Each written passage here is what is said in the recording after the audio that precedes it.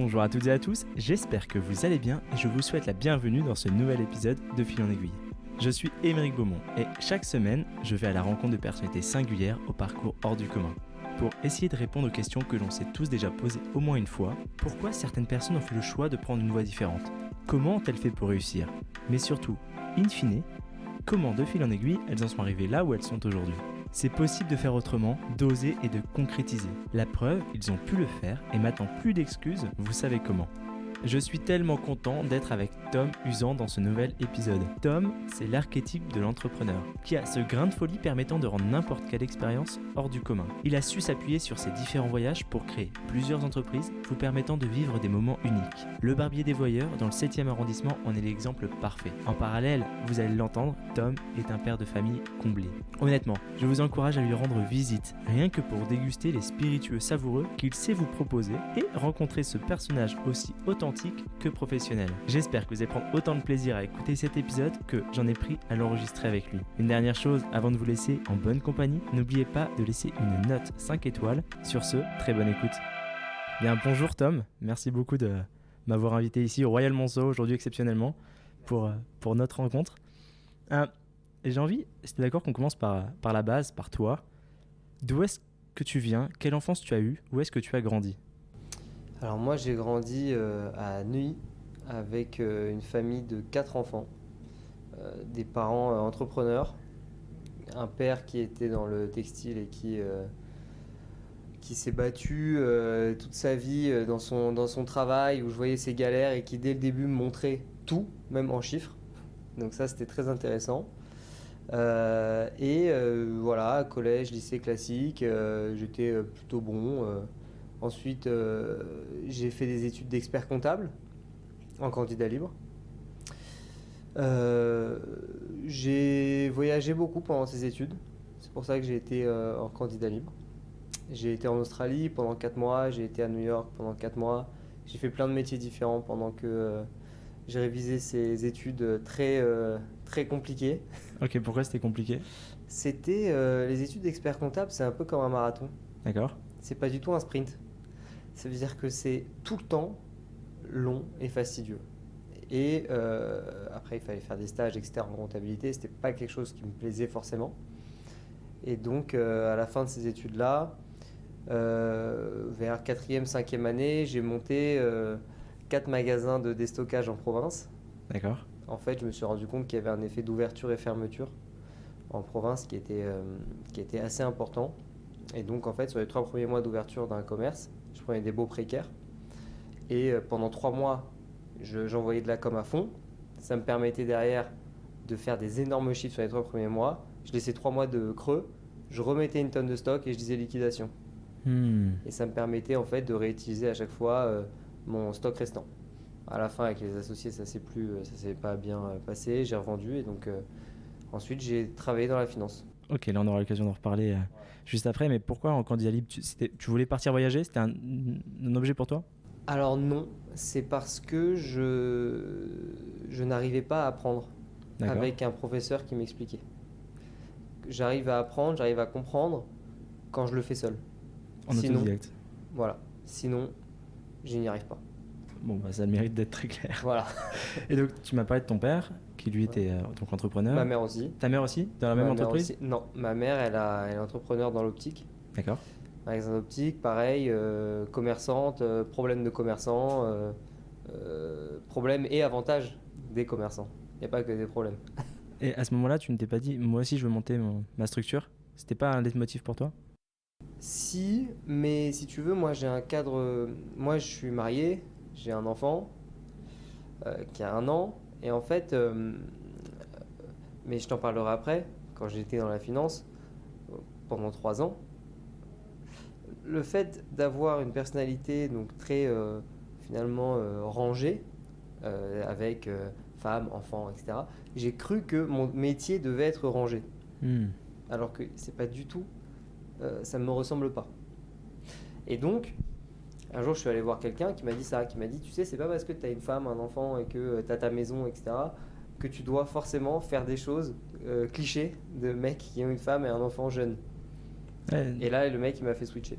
Parce qu'on aura l'occasion justement d'en reparler, parce que quand on s'était vu au salon, un échange m'avait intéressé, justement par rapport à ta parentalité.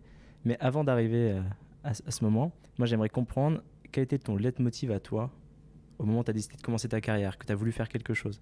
Tu étais à la recherche de quoi? Je suis à la recherche du contact humain. Et c'est ça qui m'a déplu dans ce que je faisais. C'est que toujours j'ai recherché le contact. J'adorais les ressources humaines. Quand j'avais des magasins en province, j'avais 50 salariés. Et c'est moi qui allais à Bourges, à Limoges, à Niort, à Lyon, à Metz. J'y allais, je construisais des équipes et avec qui je parlais 7 jours sur 7. Et ça, c'était pour moi le plus important. C'est ce qui m'a manqué d'ailleurs et c'est ce que j'ai toujours recherché. C'est pour ça que j'ai aussi créé un festival de musique qui s'appelle la Casbah. Je crée beaucoup de choses. Donc c'est à la fois le contact humain et à la fois créer une expérience unique. Je pars d'un principe de base, ce qui me plaît pas, et je vais essayer de le personnaliser avec mon expérience, avec ma créativité, et essayer d'en faire quelque chose de complètement différent, de nouveau. Comment tu as innové alors dans le festival de musique avec la Casbah? La Casbah, on est allé chercher de la Quelque chose musique, de par nouveau. exemple. Ah bah, on est allé chercher par exemple de la musique de Goa en Inde en 2017 pour créer un festival de 24 heures à 1 heure de Paris avec des chameaux, des sorcières, 24 heures de DJ qu'on a ramené de Chicago, d'Inde, de partout. Et ça se faisait pas avant, c'est ce genre de musique. Aujourd'hui, tu écoutes de l'électro, afro partout. En 2017, t'en écoutais pas. D'accord, donc précurseur. Et est-ce que c'est cette base de voyage que tu as faite à travers le monde, qui t'a construit tes expériences, qui t'a donné envie de le mettre en place ensuite dans tes projets entrepreneuriaux? Ou c'est Oui, bien plus profond? c'est d'abord une envie intrinsèque de découvrir qui me fait voyager. J'ai voyagé en Amazonie pendant plusieurs semaines. J'ai appris à chasser, j'ai appris à pêcher là-bas. J'ai voyagé en Bolivie, en Argentine, au Pérou, Thaïlande, Sri Lanka, Cambodge, partout. Et c'est à chaque fois là-bas, je me nourris un peu de ce qui se fait. Je prends le meilleur, je reviens, j'arrive en France et je me dis ok, il y a ça, ça, ça à faire. Je vais te parler des. Tu vois, les pokes, aujourd'hui ça cartonne. En 2015, j'étais à 2 doigts d'ouvrir un poke parce que je suis revenu d'Australie. Ok. J'étais à 2 doigts d'ouvrir un poke avec un copain à moi. On l'a pas fait parce que expert comptable, etc. Je devais faire des stages. Mais c'était quelque chose qui, tu vois, était nouveau, qui était à l'étranger et que j'ai voulu ramener. Mais justement, sur ton mindset, j'aimerais comprendre comment on passe de, de la finance, de ton métier, du voyage, à du jour au lendemain ouvrir un salon, juste après le Covid, c'est ça, hein, en 2020. Tu ouvres un salon de barbier, un barbier des voyeurs. Alors, est-ce que tu peux m'en parler? Comment ça s'est fait? Comment tu l'as construit? Pourquoi ce nom? Et même au niveau de l'expérience, parce que quand on arrive chez toi, tu nous accueilles avec un verre de saké, avec un verre de pastis, de whisky. Enfin voilà, comment et pourquoi? Alors, le barbier des voyeurs, c'est une histoire marrante parce que donc je venais de quitter la finance. Je faisais de la finance d'entreprise où on levait des fonds pour des boîtes entre donc mid-cap. Je termine après 3 ans. Mhm. Et puis, je suis assis sur le canapé du magasin de ma mère à Saint-Germain, rue de Grenelle, qui s'appelle Voyeur. D'accord. Et je vois que Christian Louboutin s'en va. Ils sont là, je passe les voir. Et donc là, je me dis tout de suite qu'il faut que. Je me dis tout de suite qu'il faut que j'aille les voir. Donc je vais les voir et finalement, il m'explique qu'il y a une personne qui s'en va. Le propriétaire laisse la boutique. J'ai dit, bah, donnez-moi le numéro du propriétaire. Je l'ai appelé. J'ai pris la boutique sans savoir quoi faire. Ah oui, quand même. Ah oui, Juste pour l'emplacement. juste pour remplacement, parce que j'adorais cette boutique. Et donc je reprends Christian Louboutin et là je me dis ok. Et puis par hasard je vais chez un barbier encore et je détestais les barbiers. Je détestais les barbiers, je n'aimais pas aller chez le coiffeur. Pourquoi? Parce que quand on va chez le barbier et chez le coiffeur, on se rend compte qu'on est chez le barbier et chez le coiffeur. Hmm. Surtout le barbier. Et donc je me suis formé en tant que coiffeur, en tant que barbier, pour essayer de comprendre qu'est-ce que je pouvais faire et améliorer pour changer ces choses naturelles ou non. Et donc là, tu reprends tes études. Tu as déjà ton DSCG, J'ai DSCG, j'ai passé tout mon stage pour le DEC. Mhm. Et ensuite, j'ai juste décidé de me former pour le CAP coiffure. Ok, donc là, tu commençais quand même à savoir ce que tu allais faire dans ce local. J'ai commencé exactement après 3 semaines, quoi. D'accord. Et comment tu as créé cet univers qui est propre au lieu? Ma femme est architecte. D'accord. Elle a beaucoup de talent et c'est elle qui m'a aidé. En fait, on a fait un tableau. Ma mère également m'a aidé. On a fait un tableau, on s'est dit ok, qu'est-ce qu'on aime, qu'est-ce qu'on n'aime pas dans un barbier, qu'est-ce qui me ressemble, qu'est-ce qui me ressemble pas. Et on est sorti en fait l'idée de la confidentialité. Je n'aimais pas me faire coiffer, me faire la barbe, me faire des épilations, les manucures, etc. devant tout le monde. Après, je pourrais développer un peu plus l'histoire de la coiffure, mais quand je te parlerai de la malle, par exemple. Et donc, très rapidement, donc ensuite, j'ai pris des whiskies, j'ai pris du rhum, du saké que je suis allé dénicher dans le monde entier, que j'ai décidé d'offrir dans des cabines confidentielles au barbier des voyeurs. Et c'est ça aujourd'hui qui fait notre force, c'est un peu cette confidentialité. Et si tu veux, je suis aussi très hétéroclite. C'est-à-dire que je peux avoir à la fois des ministres, des grands patrons, mais à la fois des agents de sécurité, des vendeurs. En fait, c'est tout le monde aujourd'hui, chez moi, peut s'offrir un moment d'excellence avec un saké, un whisky excellent, une taille de barbe par des professionnels, mais de dingue, qui vont payer 35 euros. Ouais, et puis le staff est au rendez-vous. Hein. Le staff est au rendez-vous, et bah, tu as pu le voir. Mm. Et c'était un peu ça tout le challenge. Et là, on parlait de challenge, on a parlé rapidement de la malle, là très rapidement. Qu'est-ce que c'est que ce nouveau projet? Encore une fois, OOM, est-ce que je l'ai bien prononcé? Exactement, Home. Ok. Home qui est amené peut-être à changer de nom, mais on verra. En fait, très rapidement, au bout de 2 mois, au Barbier des Voyeurs, j'ai eu le Lutetia et le Ritz qui m'ont appelé pour aller en chambre faire des prestations. Donc j'ai envoyé mes équipes. Et puis 2-3 fois, je suis allé avec eux et je me disais que la prestation, elle était très loin d'être à la hauteur de l'établissement, du standing. Et donc, je suis allé voir Pinel et Pinel, qui est un des maltiers les plus reconnus au monde. Ouais. Et je lui ai dit, Fred, je veux faire une malle de barbier, coiffeur, dans le monde entier, pour leur éviter d'offrir une expérience médiocre. Alors la coupe, elle est bien, sauf que à la fois pour le professionnel et à la fois pour le client, l'expérience, elle n'est pas là. Et comme je t'ai dit dès le début, moi, je veux créer une expérience de A à Z. Alors la malle qu'on a créée me permet d'accéder, si tu veux, à l'expérience ultime, en chambre. Cette malle-là, elle est accompagnée d'une application qui te permet d'être mis en relation avec tous les barbiers coiffeurs aux alentours, qui sont formés. Donc ça évite des charges fixes pour l'hôtel, ça évite d'avoir une personne que tu vas payer qui va te coûter 5 000 euros par mois, mais qui derrière va te faire 2 prestations par jour, c'est normal, c'est de l'hôtellerie. Mais avec mon système, à 2 prestations par jour, tu es super rentable. Ouais, clairement. Mais comment tu arrives à les convaincre de travailler avec toi? Les établissements d'abord et tes fournisseurs ensuite. Alors, mon fournisseur, si tu veux, Fred Pinel. Quand tu arrives quand même pour lui dire, écoute Fred. Il est un peu dingue. Et donc c'est ça qui a fait aussi que... et on s'est super bien entendu. Il est hyper créatif. Ça m'a permis, si tu veux, d'être complètement libéré avec lui. J'ai pas eu de non. Et ça, c'est extraordinaire. Moi, je dis jamais non à mes clients. C'est rare.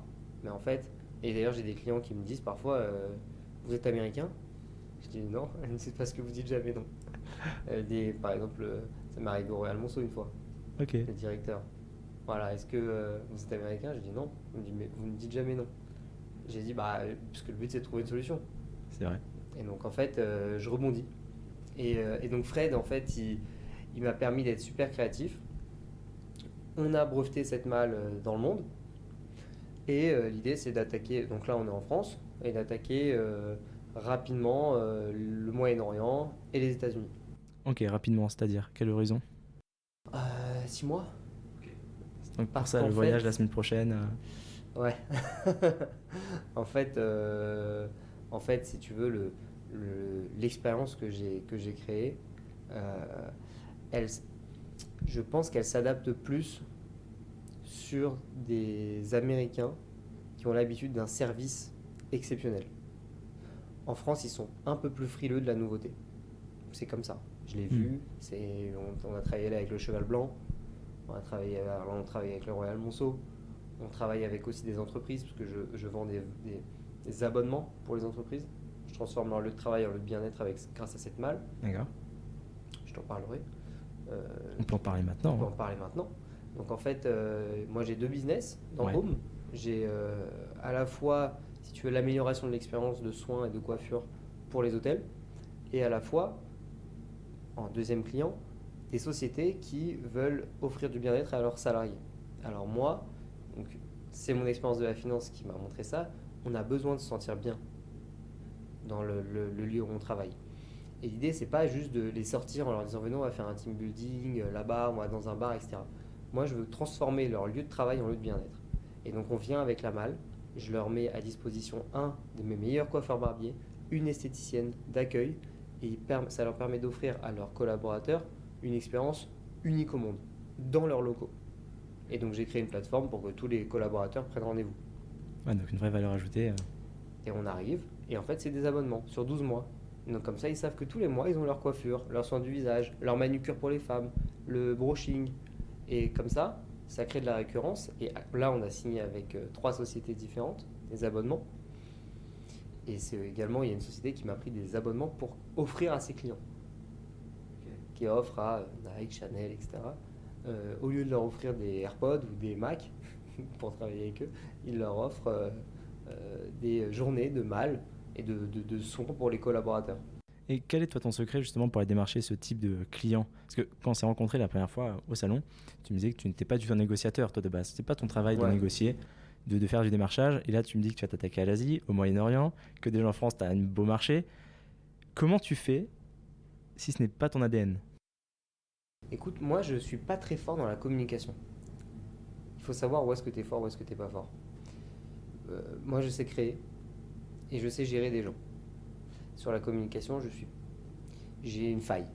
Et même sur moi-même, je ne sais pas bien communiquer. Je sais qu'il faudrait que je capitalise sur moi, parce que je suis un peu artiste, etc. Mais je ne sais pas le faire, je ne le fais pas, et j'ai pas ce réflexe-là. Par exemple, avec Instagram, je ne suis jamais sur Instagram. Je suis un peu à l'ancienne. Et alors, donc comment je fais? Je fais beaucoup de direct. Je rencontre quelqu'un, et ben je vais lui parler. Et je vais lui parler. Je discute avec lui, je regarde ce qu'il fait, je prends sa carte, je rebois un café avec lui, je l'invite à déjeuner, on y va. Ok. Mais je suis très peu sur LinkedIn, sur. Mais attention, je vais m'y mettre. Hein. C'est important de personne Je vais m'y branding. mettre. Tu vois, on a pitché le Wynn à Las Vegas, qui est le plus grand hôtel de Las Vegas, 4750 chambres. Ça, c'est grâce à une de mes collaboratrices. Je ne veux pas dire son nom, mais c'est quelqu'un qui m'obtient des très beaux rendez-vous avec plusieurs grandes marques. Et qui peut-être un jour, enfin je l'espère, sera associé quoi. Et quelle est ta plus grande difficulté aujourd'hui alors dans tes entreprises? Celle que tu rencontres le plus fréquemment? Le personnel, c'est on va dire le ex aequo avec avec la partie communication. Voilà, le personnel parce que il faut gérer des gens et puis c'est pas mes mains parfois le problème. C'est que c'est pas mes mains. C'est-à-dire qu'on va faire là un émir. Ok. Et bah je peux pas. C'est pas moi qui vais lui faire la barbe. Je suis obligé de me reposer sur des personnes et je dois avoir confiance en elles à 200%. Et c'est ça qui va être le plus compliqué, c'est de réussir à travailler sur tisser des relations de confiance donnant-donnant. Aujourd'hui, le travail, c'est plus comme avant. Quand tu as quelqu'un qui travaille avec toi, parce que moi je dis jamais qu'il travaille pour moi, je dois, ils travaillent avec moi, et même à eux, je leur dis, vous n'êtes pas mes salariés, on travaille ensemble. Même c'est moi qui vous paye. Le but, c'est que vous me fassiez gagner. Si vous me faites gagner de l'argent, moi, je vais vous faire gagner beaucoup d'argent. Ouais, c'est un Tu partenariat. Et aujourd'hui, c'est un peu comme ça que je vois le travail. C'est comme ça que j'essaye, si tu veux, de pallier à ces difficultés du personnel, en tout cas. La deuxième difficulté, c'est la communication. Et la communication, je suis encore en train de me chercher, si tu veux. J'arrive à avoir des bonnes idées, mais les mettre en application, je suis encore en train d'essayer de trouver la bonne équipe qui me permettrait de les mettre bien en application. C'est bien noté. J'aimerais qu'on reparle d'un des sujets qu'on avait abordé ensemble quand on s'était rencontrés la première fois. C'était ton été, le voyage que tu as passé avec ta famille, avec ton enfant cet été, et des sirènes pendant les bombardements en Israël. Et que tu m'as dit, avant, petit, j'avais l'habitude, j'ai grandi avec, ça ne me traumatise pas, etc. Mais maintenant que j'ai un enfant, je ne le vis pas du tout pareil et je ne pense plus de la même façon. Donc ma question est peut-être très simple d'apparence, mais Est-ce que tu penses que devenir père, ça a changé tes priorités dans le business et dans le personnel? Oui, énormément. Et je m'en rendais pas compte. Je prends moins de risques.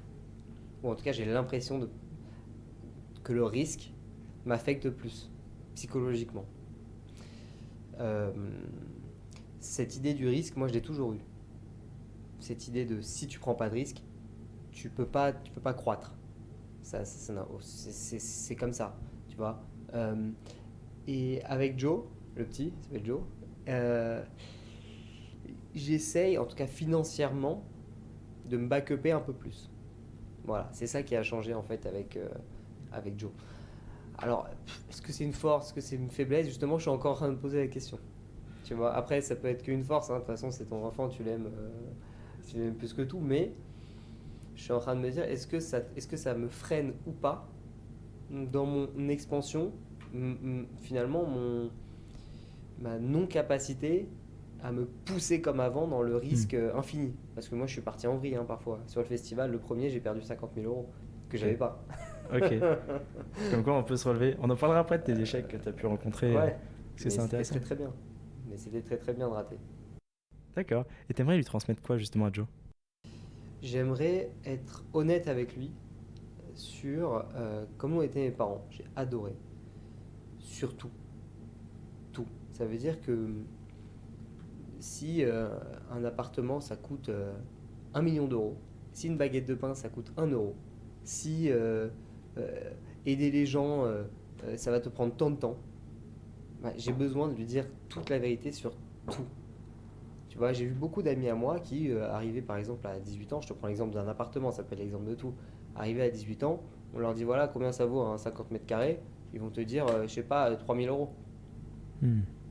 C'est pas dans la réalité quoi. Toi t'es là mais t'es à l'ouest total. Non, non. Et j'ai envie qu'ils comprennent dès son plus jeune âge. Moi, à 8 ans, je savais calculer la marge brute de quand tu achètes un t-shirt, tu le revends, voilà, ça te fait combien de marge brute, et ensuite t'enlèves tes dépenses de personnel, ça te fait un EBITDA. Tu vois? Et parce que juste mes parents, ils étaient honnêtes avec moi. À 100%. Très clair. Et où est-ce que avec ton ambition maintenant, où est-ce que tu veux emmener tes deux beaux projets? Sur Jusqu'où tu veux le... aller? Alors, l'idée, ça serait de faire rayonner l'expérience à la française et à l'international. J'aimerais également sur le barbier, j'aimerais en créer plusieurs, mais plutôt dans le monde. J'aimerais pas en avoir plusieurs dans Paris, peut-être un deuxième dans Paris. Et j'aimerais, si tu veux, étoffer l'offre. J'aimerais créer des soins un peu plus profonds. J'aimerais avoir tu vois, des étuis à cigares, des étuis à- j'aimerais étendre, si tu veux, mon offre de produits parce que moi, j'ai des clients communs quand même. J'ai des clients qui aiment les choses communes. Euh, Par exemple, l'art. J'ai beaucoup de clients qui adorent l'art. J'ai beaucoup de clients qui adorent fumer des cigares, des whisky. Est-ce que le next step, moi, tu vois, j'aimerais bien dessiner une carafe à whisky, par exemple. Un peu en cuir, un peu en, essayer de développer un peu le cuir végétal aussi, comprendre un peu aussi, être sustainable. J'aimerais bien être vraiment dans l'air du temps. Parce que parfois, comme je t'ai dit tout à l'heure, je suis un peu à l'ancienne, tu vois, et j'aimerais bien me pousser à essayer d'innover avec les nouveaux outils. Tu vois, même sur la communication. Je sais pas, Instagram, LinkedIn, etc. C'est des nouveaux outils pour moi, alors que pour certains, ça fait 15 ans qu'ils l'utilisent. Moi, j'utilise très mal. Je suis pas fort. Alors, est-ce qu'il faut que je me forme? Je sais pas, parce que comme je t'ai expliqué, quand on me forme, je suis pas bon. J'aime apprendre tout seul. J'entends le point. Mais comment toi tu organises tes journées au quotidien pour réussir à tout gérer? Quelle est une journée type pour toi? Une Pour journée allier les type deux pour business. moi, je me lève le matin vers 7h, 7h30. Je m'occupe de Joe avec ma femme. Ensuite, vers 8h45, 9h, je suis au bureau. Pendant 1 heure, je vais organiser mes mails, répondre à tous mes mails. Et ensuite, j'ai des journées où je vais m'occuper plus du barbier et des journées où je vais m'occuper plus de home. Ok. Alors, home, l'ambition, c'est d'être à l'international, là, d'être éventuellement à la Coupe du Monde, pouvoir m'occuper des footballeurs et surtout d'être dans des hôtels euh, qui sont le Wynn, Ouais, qui sont le d'exception quoi. Standard New York, parce que il est très dur mon positionnement. Il faut que j'arrive donc du coup à comprendre dans ma journée Je vais pouvoir travailler de 10 heures à midi, par exemple, sur... Il y a tout à faire. Quelles sont les offres réelles que je vais proposer au Moyen-Orient? Hmm. Voilà, de 10 heures à midi, je vais travailler sur ça. Ensuite, de midi à 14 heures, je vais travailler sur quelle va être la prime au barbier des voyeurs que je vais pouvoir leur donner par rapport à leur nombre de coupes par jour. Ok, bah, je vais calculer ma rentabilité par cabine et je vais dire, ok, bah, s'ils me dépassent ce chiffre-là, ça me permettra de leur donner tant. Et derrière, je vais aussi faire des rendez-vous physiques et puis je gère parfois la manutention. Ok. Donc ça me plombe un peu. Mais aujourd'hui, je suis trop petit pour déléguer. La malle, elle vaut presque entre 80 et 100 000 euros. Donc tu vois, C'est un j'essaye investissement. de faire attention. Surtout que j'ai une deuxième qui arrive là, petite, plus petite, beaucoup plus technique. Donc elle arrive fin octobre. Il faut que je sois prêt là à accueillir fin octobre, début novembre, avec ma nouvelle image de marque à l'international, mes nouvelles expériences. Et ça permettrait de lancer le vraiment home. Ok. Et là, si tu as une frustration pardon, au quotidien, est-ce que tu en as une? Quelle est-elle? Ouais, j'ai l'impression de faire trop de choses. D'accord. Et je suis dans trop de lieux différents. Tu vois, j'ai un bureau dans le 8e, Hmm. j'ai le barbier qui est dans le 7e, là je suis au Royal Monceau. Ouais. Donc tu vois que tu m'as rejoint, je travaille dans une salle du Royal Monceau, même si aujourd'hui on est tous un peu nomades dans le travail, j'aimerais avoir un lieu plus fixe. Donc j'attends un petit peu, c'est normal, c'est le début, Hmm. mais derrière j'aimerais avoir un lieu plus fixe et avoir un peu l'énergie des personnes avec qui je travaille. Et c'est ça aujourd'hui qui me plombe un peu parfois parce que je suis seul. Ouais, c'est que t'as pas cette effervescence qui te permet J'ai de. pas cette effervescence qui me permet d'aller encore plus loin. Ok. Alors j'essaye de la sortir de mes tripes. Tu vois, quand j'arrive le matin, j'essaye de me mettre moi-même la pression. Mais je pense que c'est ça le plus dur pour un entrepreneur. J'en parle avec mes copains qui sont entrepreneurs, c'est ça. C'est se lever le matin et se dire maintenant je vais créer de la valeur. Ouais. C'est ça. Quand je crée une expérience pour les sociétés, un jour je me lève le matin, je dis ok, comment je crée de la valeur avec la malle pendant qu'elle est dans un storage. Tiens, ok, c'est quoi le problème? Bon, bah les sociétés, je pense qu'elles peuvent vouloir ça. Ok, allez, vas-y, on y va. Et voilà, ça se fait. Mais bon, il n'y a pas d'organisation. Tu es là de 9 heures à midi à réfléchir devant une feuille blanche. Comment Ouais. créer de la valeur? C'est ça le plus dur. C'est seul avec toi-même. J'aime beaucoup poser quelques questions un peu plus personnelles à la fin de notre discussion, dont une un peu particulièrement. Si demain tu croises le Tom d'il y a 15 ans, quel conseil tu aimerais lui donner? Euh, c'est pas grave de rater. Parce que ça m'a beaucoup plombé quand j'ai raté. Euh, J'aurais aimé pouvoir lui dire relève-toi plus vite. Hmm. C'est con, mais tu vois, j'ai toujours été bon à l'école. J'ai fini par avoir le bac au rattrapage et j'étais presque major en expert comptable. Donc tu vois, ça veut rien dire. Mais c'est juste que quand j'ai eu le bac au rattrapage, je suis tombé un peu dans ma tête. Mon ego, il a pris un coup, etc. C'était il y a plus de 10 ans. Hmm. Mais je m'en souviens encore. À la Casbah, quand j'ai perdu beaucoup d'argent, parce que la soirée était juste magnifique. Tout le monde a dit que c'était une des meilleures soirées de sa vie, voire la meilleure soirée de leur vie. Mais on a eu 800 personnes au festival, j'en attendais plutôt 2000. Mais c'est pareil, c'est ce que je te disais, c'est un problème de communication. Hmm. C'est-à-dire que la logistique était parfaite, mais on perd de l'argent, et puis ça m'a mis un vrai coup au moral. Ça a été ton plus gros échec? Ouais, ouais, ouais. Ouais. Après, j'ai gagné beaucoup d'argent avec la Casbah, j'en gagne encore, parce qu'on continue. Mais, euh, mais c'était dur au début. C'était très très dur au début parce que un échec, si tu veux, pour moi, il passe essentiellement aussi par le côté financier. Alors, tu vois, je parlais à quelqu'un, il me disait, mais tu sais, et à la fin, en tout cas, c'est ce que je pensais, que ça passait par le côté financier. Maintenant, ce que je pense, c'est que ça passe pas du tout par le côté financier. Ça passe par quoi pour toi? Un échec qui peut passer par plein de phases. Ça peut être financier, ça peut être moral, ça peut être un échec d'équipe. Tu peux très bien réussir financièrement, mais rater complètement ta vie. Tu vois, si quand tu rentres chez toi, t'es pas heureux et tu sais, Coste, le propriétaire, il a dit ouais ouais j'ai réussi dans le travail. Il m'a dit j'ai réussi dans le travail, mais ça m'a coûté 3 mariages. Tu vois, donc c'est ça. Donc D'accord. j'essaye de tout concilier, tu vois. J'adore ma femme, j'adore le petit, j'adore ma vie de famille. J'essaye tu vois, d'être là quand même. Ça va avec le non-risque que je te dis que j'essaye de prendre, quoi. Bon, bah, je te dis n'importe quoi en réalité parce que j'arrête pas de prendre des risques, hein. Mais en tout cas, j'ai l'impression d'en prendre moins. De te sécuriser un peu plus. Voilà, exactement. Et qu'est-ce que tu fais un peu du temps libre que tu as à côté? Est-ce que tu as des passions à côté de ton activité? Tu fais du sport? Tu fais de la moto, je sais que tu... Je fais de la moto, je fais pas mal de boxe Ok. anglaise. Ça me permet de me défouler. Ensuite, franchement, je sors beaucoup avec mes potes. On sort avec ma femme souvent, on va en boîte à Paris, on va au Silencio, on va dans plein de boîtes différentes, tu vois. Les fameuses Silencio Castel, Voilà. etc. Et en fait, ça me permet de, tu vois, bon, la nounou, elle est tout le temps là. Hein. Nous, on a de la chance. Hein. On a réussi à avoir une nounou, tu vois, le mardi soir, on sort, on se retrouve avec ma femme. Le vendredi soir, c'est Shabbat, on se retrouve avec ma famille. Samedi soir, on sort toujours en boîte avec ma femme et donc tout le monde nous dit mais vous êtes des parents, vous faites que sortir. Je dis oui mais bon, on est jeunes comme vous, c'est juste qu'on a eu un enfant tôt, tu vois. Et donc voilà, c'est ce que je fais de mon temps libre. C'est ta plus grande fierté, ta famille? Ouais, franchement oui, parce que j'ai un couple qui est très sain, j'ai un enfant qui est top et j'ai réussi à faire ça quand même alors que je montais mes 2 boîtes en même temps et je suis content de ça, j'avoue. Bravo. Tu vois. Félicitations. Est-ce Merci. qu'il y a un film, une série ou un livre que tu aimerais partager avec nous, que tu as lu, que tu as vu, qui t'a marqué? Il y a une série qui m'a marqué, Ouais. qui s'appelle Mad Men.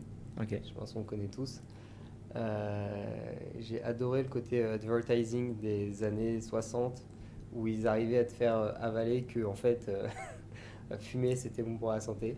Et puis j'ai adoré l'énergie, l'atmosphère de la série. Et récemment j'ai lu également j'ai lu 2 livres qui ont été très très bons. Un sur la création de l'armée de l'air israélienne D'accord. en 48. Comment ça s'est passé? C'était extrêmement intéressant. En fait, l'armée israélienne a utilisé des avions nazis pour se défendre en 48. Ok. Donc c'est le comble. Alors, il y a un avion sur 2 qui décollait qui atterrissait pas, hein, tu vois. Mais ils avaient parmi les meilleurs pilotes du monde parce que finalement, dans les années 45, enfin de 39 à 45, les États-Unis, ils ont réussi à faire une propagande telle qu'en fait, les pilotes, ils avaient une raison de vivre. Ils leur ont vendu une raison de vivre. Défendre la justice, la démocratie. Et en fait, en 48, ça a été facile pour les Israéliens d'aller voir ces mêmes pilotes, juifs ou non juifs, hein, en leur disant, voilà, là vous avez une cause juste. Il faut vous rebattre. Un État, voilà, qui a été donné par l'ONU. Il faut le défendre. Ils se sont fait attaquer le jour de l'indépendance par 5 armées en même temps. Et donc c'est intéressant de voir qu'est-ce qui a permis à un petit pays, ça comme tu vois, je connais très bien l'histoire du Pakistan aussi, je connais très bien. Il y a plein de pays, moi j'aime beaucoup l'histoire et la géographie, mais comment un petit pays, tout petit, a réussi à se défendre quand 5 armées ont attaqué en même temps, et notamment c'est passé par les airs.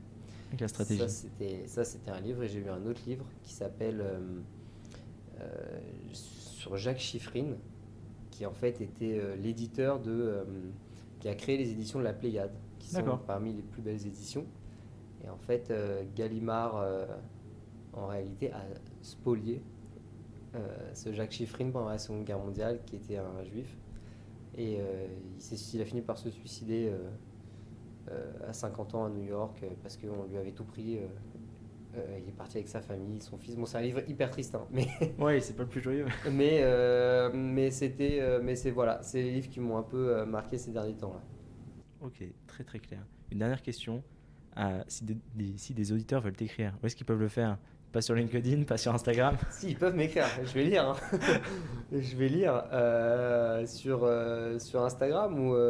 ouais, sur Instagram, je vais lire. Sur LinkedIn, je vais lire. Je mettrai tout en description dans tous les cas. Voilà, et puis après, ils peuvent venir au Barbier des Warriors. Ils passeraient un bon moment. Ils passeront un bon moment. Et puis, sur Home, c'est le site, ça s'appelle Homeworld. Aujourd'hui, c'est susceptible de changer. Il y aura le lien dans la description voilà. dans tous les cas. Et puis voilà, moi s'ils viennent et que je suis là au Barbier, je leur offrirai un whisky, un saké, un rhum avec grand plaisir, même si c'est pas pour faire un soin.